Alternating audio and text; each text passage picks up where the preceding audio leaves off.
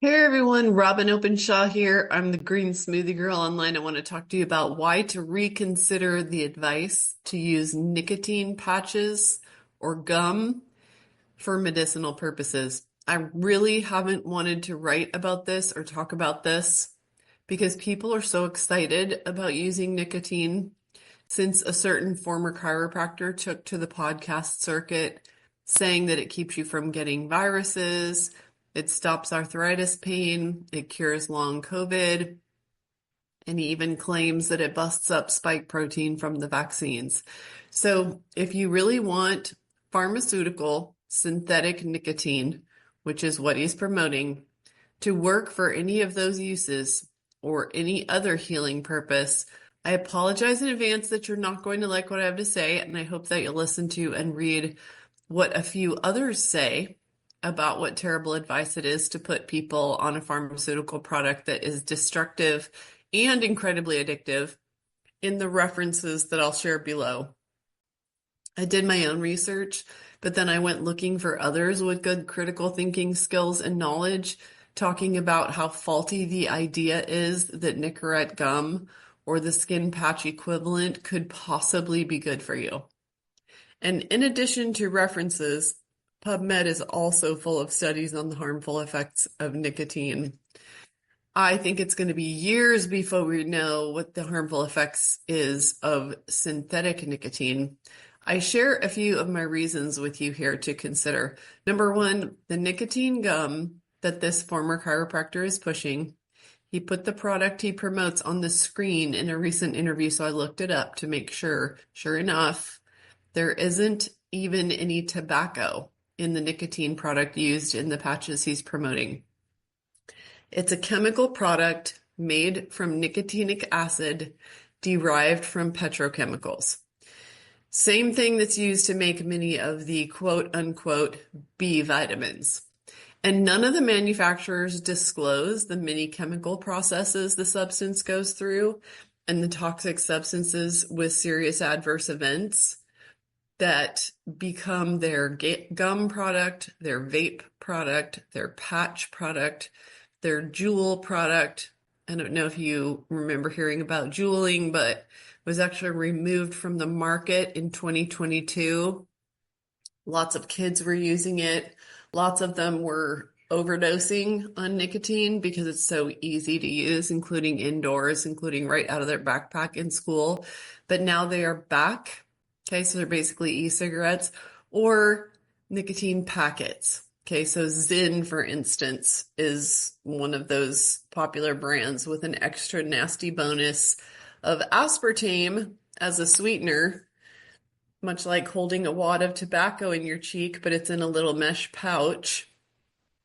Aspartame being a neurotoxin. But I'm just going to keep saying this for the sake of your research skills and because you shouldn't just take my word for it or anybody else's. Please do some Googling and verify all this for yourself. So check out the bottom of this for suggested Google searches to learn more. I actually suggest questions you might go into Google or any other search engine if you don't trust Google, so that it's not just me that you're hearing this from. So it gets worse.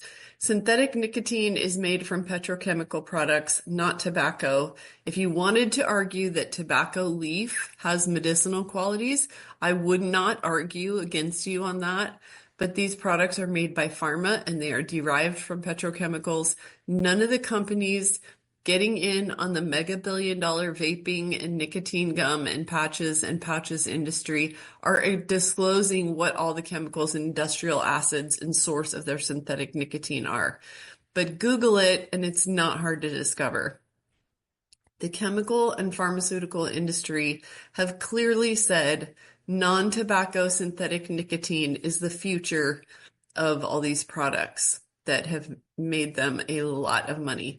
So we're not going to discover the carcinogenic or other toxic effects of the vaping and Juuling and synthetic nicotine industry until it's been on the market for 20 to 40 years. That tends to be when the evidence is big enough for long enough that somebody finally does the studies. Look at how it's just now, 70 years later, that we're finally all acknowledging that fluoride in the water was a terrible idea. and we're finally banning it. I've been saying it for 25 years.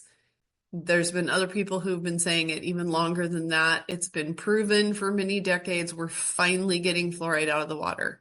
But if you're wanting to use nicotine because you're convinced or at least hopeful that it's a miracle cure for anything and everything, please be aware almost all of these products are not even derived from tobacco. And they've been through many chemical processes to become these synthetic mass-produced products. All the acids and the chemicals in the manufacturer, they're not disclosed on the ingredient list because they're in the product from the manufacturer, but they're not added, so they don't have to go on the label as ingredients. Number 2, let's talk about how cutting a nicotine patch, which is what is being recommended by this former chiropractor, can burn the skin. The former chiropractor is telling people that nicotine is a miracle cure for just about everything. He's telling people to take the 7 milligram nicotine patches and cut them in half. Please Google for yourself something like, why do nicotine patches burn the skin when cut? The answers you get as you poke around may have you reconsidering the use of these products at all. They'll tell you that when you cut a nicotine patch, it burns the skin because too much of the chemical enters the skin at one time, and many sources will tell you to not cut the patches. So I actually think that any quote unquote holistic healthcare practitioner who thinks that this is a solution to health issues really shouldn't be giving advice to patients. Have you been well served by the pharmaceuticals industry, mostly petrochemical products, curing your diseases? Has this been a big boon in your life? Sure, you may feel something when you take something. You may even feel a cessation of pain for some hours temporarily, like Tylenol will do that, ibuprofen will do that, opiates will do that. But have you ever actually healed any condition in your body from taking a petrochemical or other pharmaceutical product? Because someone may make the case that they were taking a drug, and while they were taking that drug, they got better. And I would ask the question for your consideration, is it possible that your immune and repair functions in your body actually got you over the healing hump, and that just coincided with when you took a drug? I really hate robbing people of their healing stories, and I don't know your body and experience like you do, but so often we get correlation mixed up with causation, as in my body healed itself, as it virtually always does, but I give credit to whatever pill I was taking at the time, okay, whether the pill is a drug or a supplement. Number 3, can we talk about how lots of other toxic ingredients are in the vapes and the Juul and the skin absorptive patch? Synthetic nicotine products. I looked up the product that the retired chiropractor promotes, and the toxic chemicals in the ingredient list were few and appeared to be related to the patch and the adhesive mostly, not the substance you're absorbing. However, again, the several chemical processes that companies don't disclose in the manufacturing of the substance on the patch, since it's their intellectual property and it's their proprietary advantage, do not end up on the ingredient list. And nicotinic acid, as far as I'm concerned, is poison all by itself. You will have quite the research project to get the company that you buy from to disclose what all chemicals were involved in the manufacture, because there's just no regulatory agency that requires them to disclose it to you. But just Google what chemicals are used in manufacturing nicotinic acid, or Google what chemicals are used in making synthetic nicotine. The common adverse events of nicotine used over a period of time are dozens of things that we'd all rather avoid. They include osteoporosis, teeth and gums hurting, dental appliances falling out, chronic anxiety, restlessness, and insomnia, abdominal pain and nausea, increased blood pressure and heart rate, irritation in the mouth and throat, vomiting and diarrhea, impulsivity, mood swings, irritability, learning and memory difficulties. And you know what? I could go on. I'm going to stop there. But when you take a hit of nicotine via a spray, a piece of gum, or inhalation or release via a patch, you do get a dopamine hit for sure. And maybe some people will mistake that for some kind of cure. But after that big dopamine hit, your dopamine crashes down to far below baseline levels for many hours as your body recovers. Except that most people don't allow that and they end up abusing the substance. So they hit the vape 20 or 30 or 50 times a day. This is giving them the amount of nicotine and other toxic substances that are the equivalent of a 4-pack a day smoker in many cases. As I had a year and a couple shorter periods of my own battle with nicotine, the main thing I recall is that I got very stupid right after taking a hit. I couldn't remember words. So I'm beyond amazed to hear the pro nicotine pushers out there doing content paid by pharma, maybe saying that nicotine is good for your brain. Maybe there is something, some molecule in the synthetic nicotine that could be argued to be good for your brain, but I'm telling you, my experience with it is that it is bad for my brain. The whole idea that these are smoking cessation tools is such a joke. All you're doing when you stop going outside and lighting up and use one of these products instead is changing your delivery system. I've had multiple people, while they're blowing vape in my face, tell me that they quit smoking 2 years ago and they're so proud of themselves. But they're vaping, which is the same thing as smoking. It's just a different form. So, in fact, vaping and all the other methods are arguably worse because you don't have to take a smoke break to go outside in public buildings. Okay, I'm old enough to remember when people smoked on airplanes and in restaurants, and I was a server in a restaurant where I would argue with the boss to try to get me a station in the smoking area because smokers drink and drinkers tip. Anyway, so the way people use nicotine now, they don't even need the smoke break and they can take a hit right out of their backpack at school. They can do it in other people's homes, in cars. I remember the first time my daughter brought home a friend who was vaping the whole time he was standing in my living room talking to me. And call me old and old-fashioned, but I was so amazed and pretty offended that he was blowing these nicotine products into my house. So the fact is, my own brief addiction to synthetic nicotine was caused by being at industry parties with a colleague who is a health and wellness influencer who taught his followers, also me, that his nicotine that he would spray under his tongue every 10 minutes, and he'd do it to all the women at parties. He'd tell us to open our mouth and he'd spray it under our tongue. I'd never had such a thing. He claimed that it was a microdose of nicotine, and he claimed that it was good for him and good for us. It actually took me hours of research to learn that far from a microdose, as he had claimed, the amount in those sprays was actually higher than any cigarette on the market. Once or twice he sprayed the thing under my tongue twice, and I almost threw up the couple of times that he did that because I had just completely overdosed on nicotine. It made me sick.